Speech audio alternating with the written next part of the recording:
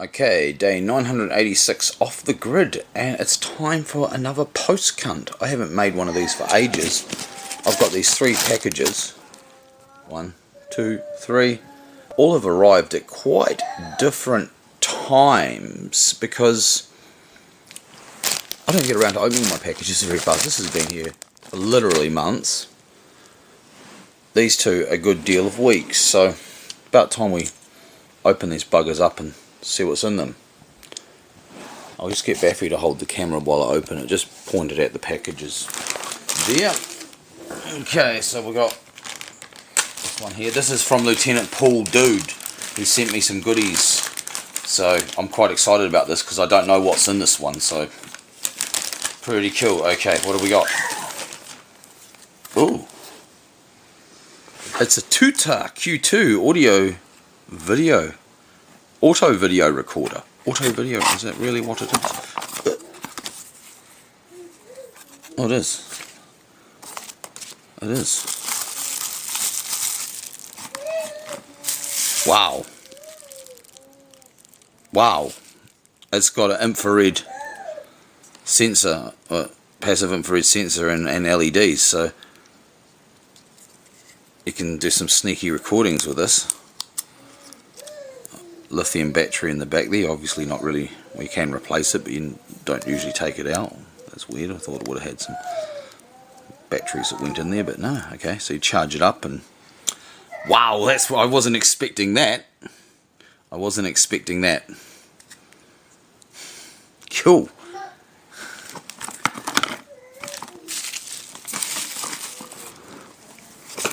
Okay, now, oh,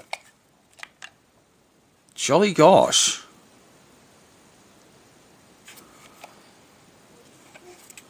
Wow, it's a Q-Tech flanger. Looks like it's been tooted with because the back's on backwards. This is exactly like my one in my pedal box that I've still got in my pedal box. And it's got knobs missing. I think mine's got one knob missing. Well, at least I can use the knob off this one to get all the knobs back on mine. These are actually really good flangers. Even though they're plastic, they're really solid pedals. They're actually real good.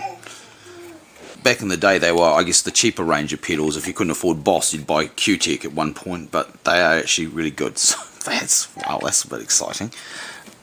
Okay. Oh, we got some leads. Oh, appears to be a guitar lead. It feels like it's a shielded cable rather than a speaker cable. We do need a new tuner cable. Well, I guess now we've got one. What's this? Oh, guitar strings. Classical guitar strings. No, there's some acoustic guitar strings in here, some bronze ones. Well, that's cool, because I'm not above slapping acoustic strings on my electric guitars when they fit. They do give a lower output because the brass content is not as magnetic, well, it's not magnetic at all, so you only get the magnetic effect from the steel that runs in the core, so they do have a lower output than proper electric strings, but they work, and I'm really not that fussy. Some of them are nylon strings, and naturally you wouldn't be able to put a nylon string on an electric guitar, but that's cool. Some strings, always into cheap free strings. Right, and finally the one thing that I did know he was sending me, and probably the best thing of all, I guess it would be, yes, this is pretty cool. It's the Q3 handy video recorder from Zoom. Maybe the camera right now is recording the very device that's going to make it somewhat obsolete. We'll see. Obviously it doesn't have a flip around screen, but this thing is, well, it's built with high quality audio recording in mind. So I guess to record music kind of stuff, you know, look, there's a picture of the band recording there stuff. So yeah, designed for music in mind. Should we have a look inside it? It might be a difficult one to get open. I'm concerned about the battery life and camera we're filming with. Yes, this is going to be quite the munter to get out of here. Oh no, there's a box within a box. Okay. It's not blue. Oh no, what's this? It's a guitar and bass tuner. Look at that. No batteries. Wow, seems that maybe Lieutenant Dude was doing a spot of music for a while there and now has gone, nah, bugger it. Okay, well, a guitar tuner, that could be useful because our Korg is actually getting a little bit on the blink. But I think here's the doof that we're after. Oh, it's not blue either. It's a white one. Oh, look at that. Would you? Look at that. Zoom. Oh, it's pop white. Pop white. It's got a camera mount thread on it. It's got a line out. It's got a switch between microphone and camera, whatever that means. Maybe it can also be an audio recorder without being a video recorder. That's kind of weird, isn't it? It's got the YouTube logo, which means it's YouTube ready. It's got some batteries in it. Hey, it's got some batteries in it. Takes batteries, so that's good and bad. I mean, the camera we're using has got a rechargeable lithium in it, which is kind of convenient, but the advantage of batteries, of course, is if you've got spare ones, you can immediately top up. Nah, the batteries are dead. Problem with, oh no, wait a minute, was that coming on? No. Problem with modern electronic devices, of course, with the not hard on-off switches, is that the circuit must always be draining a small current waiting for that press to come. So if you leave batteries in something for a long time, you can guarantee they're going to be flat, and if you leave them in for a very long time, you can almost guarantee they're going to leak. Well, that'll be fun to play with. That will be fun. Oh, there we are. Oh, there we go. Zoom, zoom, zoom. Right. It comes with some... comes with a nice little bag there. Alright, okay. I know what the video res is like on it. And a plectrum. A plectrum. Huh. Joe Satriani. It's a Joe Sach plectrum. Don't know if you can see that, but it says Joe Satriani, not of this earth. It's a Joe Satriani pick. Oh, that's a bit special. Oh, look at that. That's a cute little USB voltage source there. 5 volts. Well, how many amps? Oh, 1.0 amps. That's a bit skinny, but hey. Charge a few things. I guess it comes with the camera. And what we got in there, just instructions and USB leads, so nothing too exciting there. But that's pretty cool. You have to get that thing. Okay, so there's batteries in this, and there's USB. I wonder if you can put rechargeable batteries in it, like nickel metal hydrides, and then recharge them in the camera. We shall see. We shall see. Probably take me a while to get into using this because, you know, I've got to have time to sit around and figure it all out. Well, let's just put that back in the box later, eh? What's like?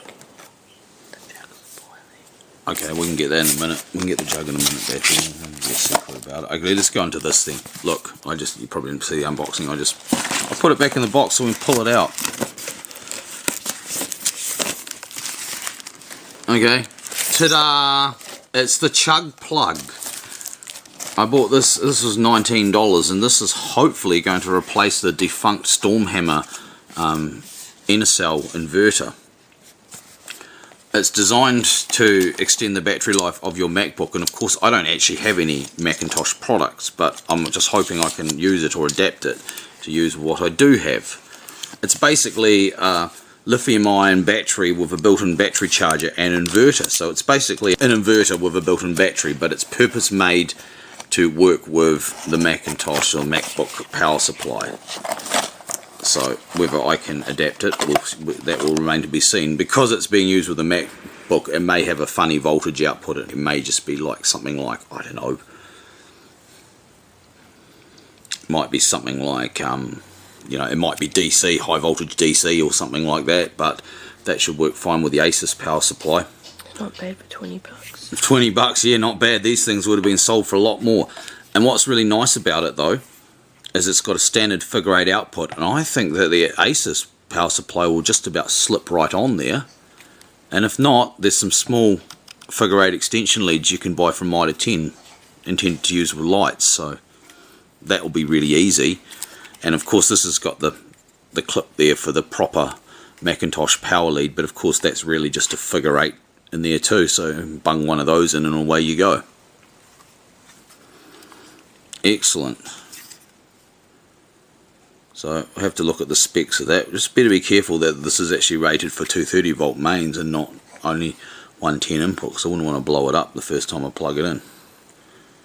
There are some specs on there, but I'm finding them hard to read in this light. Got 240. Oh no, there we go. Input 100 to 240 volts.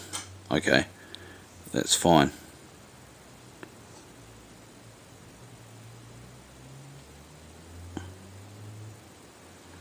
And then it's got voltage 11.1 volts DC, capacity 4000 milliamp hours. I guess that's the rating of the battery. Oh, here's the voltage output. Output 120 to is that 250 volts? Why would the output swing? I guess it may depend on what you plug into this. If you put 230 in, it may pass 230 out.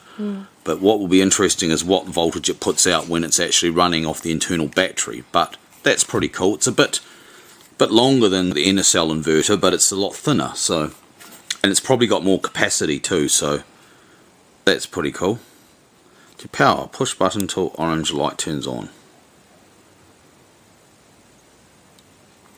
Oh, look at that! There we go. It's live. And that's, I think that's the charge. There's only one on, so it's obviously pretty flat. And can we power off? We can. Okay, okay. I think we'll have this going in a jiffy. I just don't think I'll need to do anything special to get this going. I'm pretty sure the Asus supply will slip. I think there's enough clearance there in between there and there. But anyway. We're going into Levin tomorrow, so I know where those leads are in Mitre 10. Excellent. We're about to take this with us to Cross Creek. That was pretty cool. The Chug Plug. You're chugging down with that. Almost wish I bought 2 at that price, but I think I got the last one left from first in, because after I bought this it said stock no longer there. Okay, and last and definitely least,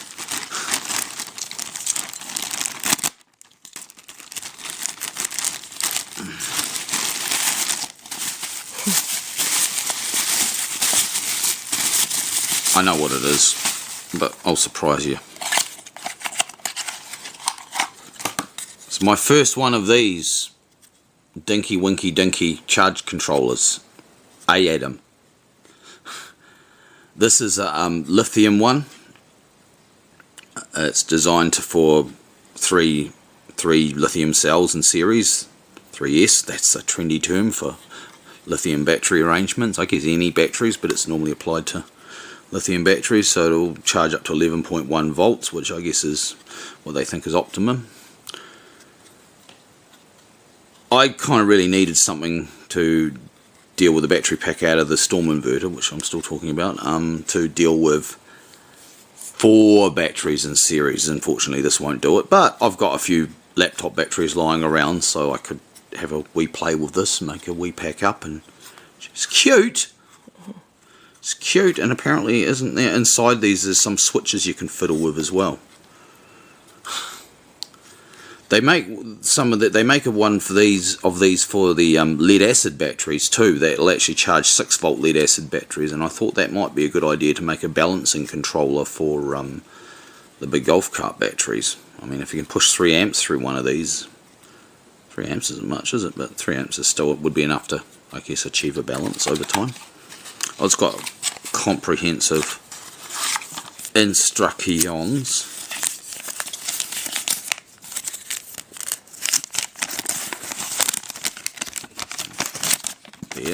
Here we go. Oh, Oh, that's it. that's it. So it looks like our battery's dead, so this is just the end of this video now. PostKvnt on day 986 off the grid. Oh, we're getting up to day 1000. Lots more things to do today though.